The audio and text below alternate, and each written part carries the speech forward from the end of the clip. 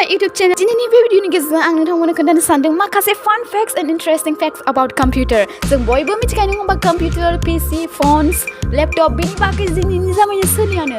So आं सानबाय जे माखासे interesting facts नोंथांमोननि सिगाङाव खोन्थानो. मानोना नोंथांमोना मिथिदोंबो जानो हागौ आरो मिथियाखै जानो हागौ आरो जुदि मिथियाखैब्ला नोंथांमोना बे भिडिअखौ जोबजासिम नायनो हागोन मानोना बे भिडिअखौ मिथिखांनायनि उनाव बे factsफोरखौ मिथिखांनायनि उनाव नोंथांमोनाबो बुंगोन. ये बड़ी अच्छी बात कही आप. मजा आया. Fact number 1. जोङो आजिखालि दिनैनि जुगाव जोङो गोबां रोखोमनि कम्पिउटारनि साइज नुयो 12 इंच 13 इंचनि लैपटॉपनि साइज नुयो बा कम्पिउटारनि साइज नुयो नङा होमब्ला बाट कैन यू इमेजिन जेब्ला फर्स्ट एबार कम्पिउटारखौ बानायनाय जादोंमोन अब्ला बेनि साइजआ मोनसे रुमनि समानमोन मोनसे रुमा बेसेबां गिदिरमोन बे रुमखौ बेयो पुरा कभार खालामनो हायोमोन. Fact number 2. सासे मानसिया नर्माली 20 टाइम्स गावनि मेगनखौ मिसिबो मोनसे मिनिटआव बाट बे मानसियानो जेब्ला लैपटॉप बा पीसी बा टैबलेट बा फोन यूज खालामो अब्ला 7 टाइम गावनि मेगनखौ खम मिसिबो. Fact number 3. जोङो मार्केटआव दिनै बिराद रं बिरंगिनि कम्पिउटारनि माउस एन्ड जोङो कम्पिउटारनि माने कीबोर्ड नुयो नङा होमब्ला बाट डु यू नो जेब्ला कम्पिउटार माउसखौ फर्स्ट टाइम थाखाय बानायनाय जादोंमोन बेखौ एक्चुअली दंफांजों बानायदोंमन. येस जेब्ला आं बेखौ खोनादोंमोन आं बिश्वास खालामगोन बाट इखौ एक्चुअली नोंसोर सानना नाय दंफांजों कम्पिउटारनि माउस बानायदों. वाव इन्ट्रेस्टिं नङा होमब्ला. Fact number 4.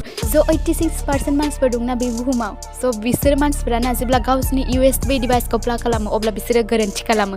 बेनि गेजेराव आंबो मानोना सामटाइम्स बिदि जायो आंजों जेब्ला आङो USB डिभाइसखौ प्लाग खालामो होमब्लाथाय फार्स्ट टाइमावथ' गोरोन्थि जायो सेकेन्ड टाइमाव गोरोन्थि जाफिनो उल्था खालामनानै जेब्ला सोयो होमब्लाबो गोरोन्थि जायो. Fact number 5. बेयो बिराद इन्ट्रेस्टिं फेक्ट दा नोंथांमोना आंनि भिडिअखौ नायगासिनो दङ नङा होमब्ला याथ' नोङो फनजों नायदों नोङोथ' PCजों नायदों नङाब्ला नोङो लैपटपजों नायदों स' नोंथांमोननि डिभाइसनि स्ट'रेज केपासिटिया बेसेबां हमनानै ला 32 GB 62 GB बा 128 GB नङा होमब्ला बाट जेब्ला कम्पिउटारनि थाखाय फर्स्ट एभार हार्ड डिस्क बानायदोंमोन कैन यू इमेजिन बेनि केपासिटिया बेसेबांमोन अनलि 5 MB एन्ड नोंथांमोना मिथिगौ ना 1024 MB नांगौ 1 GB खालामनो थाखाय that means 1024 MB is equal to 1 GB but बै समाव हार्ड डिस्कनि स्ट'रेज केपासिटिया अनलि 5 MB मोन. नम्बर 6. जों गासिबो माउसखौ मिथिखायो नङा होमब्ला आं माउसनि बागै सिगांबो मोनसे फेक्ट खोन्थाखाबाय जे फर्स्ट एभार जो माउस बानायनाय जादोंमोन बेखौ दंफांजों बानायनाय जादोंमोन.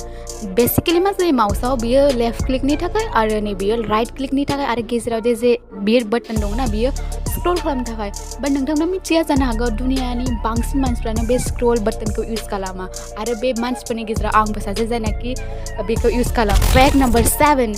वर्ड केप्सा बे वर्डखौ नोंथांमोना अबावबा नङा अबावबाथ' नुदों जानांगौ I am sure about it but I am also sure that नोंथांमोना बे वर्डनि जो फुल फर्म बेखौ मिथियाबो जानो हागौ. स' बे वर्डनि फुल फर्मा जाबाय completely automated public Turing test to tell computers and human effort.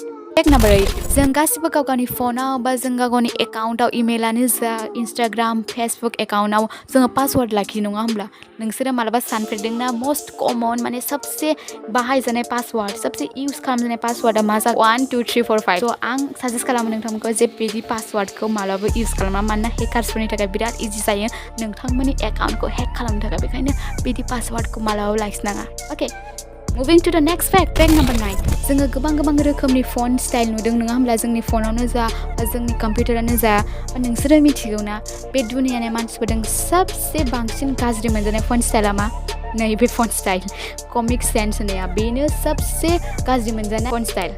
Fact number 10. बेयो जाबाय गंसे कम्पिउटारनि कीबोर्ड आरो कम्पिउटारनि कीबोर्डआव बेसिकेलि मा थायो माखासे एल्फाबेट्स माखासे डिजिट्स आरो माखासे सिम्बल्सफोर थायो.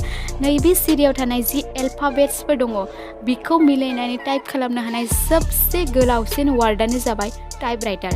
येस टाइप राइटारानो जाबाय सबसे गोलावसिन वार्ड जायनाखि नैबे सिरियाव थानाय एल्फाबेट्सजों मिलायनानै दाजायो माने टाइप खालामजायो. थ' बिदिब्ला एसेनोसै रायज्लायनानै नोंथांमोन आइ होप नोंथांमोना बे फेक्ट्सफोरखौ मिथिनानै मोजां मोनदों. जुदि नोंथांमोना माबा टपिकआव भिडिअ खालामजानो लुबैदोंब्ला प्लिज आंनो कमेन्टआव खोन्थाहरबानो जाबाय एन्ड जुदि नोंथांमोना आंनि भिडिअखौ मोजां मोनदोंबा प्लिज साबस्क्राइब खालामबानो जाबाय मानोना साबस्क्राइब खालामबाथाय आंना साबस्क्राइबारफ्रा बारायो. कोई तरीका है भीख मांगने का. बेनोसै एन्ड आइ होप नोंथांमोना मोजाङै थागोन. Till then take care and bye bye see you in the next video.